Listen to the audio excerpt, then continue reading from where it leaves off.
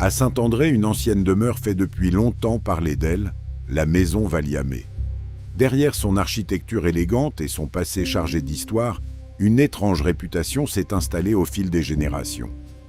Certains habitants racontent qu'il ne faudrait pas s'aventurer près de cette maison une fois la nuit tombée. Bruits inexplicables, sensation d'être observé. Les histoires se multiplient. Alors, simple légende réunionnaise ou quelque chose de plus mystérieux.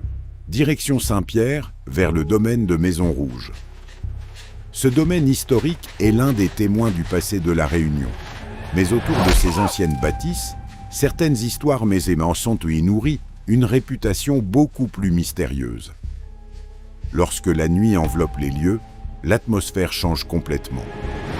Les vieilles pierres, les arbres immobiles et le silence donnent facilement naissance aux légendes. Ici encore, à Saint-Benoît se trouve un autre lieu entouré de récits inquiétants, l'ancien hôpital. Son histoire médicale et les nombreuses personnes qui y ont vécu ou travaillé ont nourri au fil du temps toutes sortes de rumeurs. Certains racontent avoir ressenti une présence dans les bâtiments déserts. D'autres évoquent des bruits étranges provenant de pièces pourtant silencieuses. Mais attention, ces histoires appartiennent surtout au folklore local. Et c'est peut-être justement ce mélange entre histoire et mystère qui rend l'endroit si fascinant. Au cœur de la Réunion, certaines histoires sont encore plus anciennes. La grotte Coco est notamment associée à un récit particulièrement troublant. Selon une histoire rapportée par l'historien Ennis Rockel, un homme venu s'abriter dans la grotte aurait découvert un squelette après avoir remarqué des phénomènes étranges autour de son feu.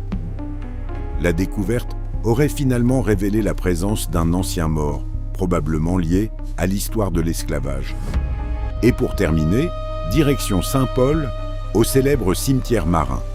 Face à l'océan Indien, entre les cocotiers, les tombes anciennes et le sable noir, le lieu possède une atmosphère unique.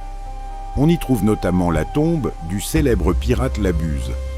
La légende raconte que certains viennent encore, après la tombée de la nuit, déposer des offrandes ou pratiquer des rites autour de certaines tombes. Alors que le vent souffle entre les arbres et que les vagues résonnent au loin, on comprend facilement pourquoi ce lieu est devenu l'un des endroits les plus mystérieux de l'île.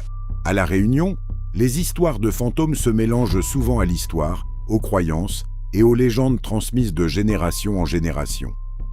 Alors, parmi ces 5 lieux, lequel oseriez-vous visiter après minuit? Et surtout, connaissez-vous un autre endroit de La Réunion qui mériterait de figurer dans ce classement? Dites-le moi dans les commentaires.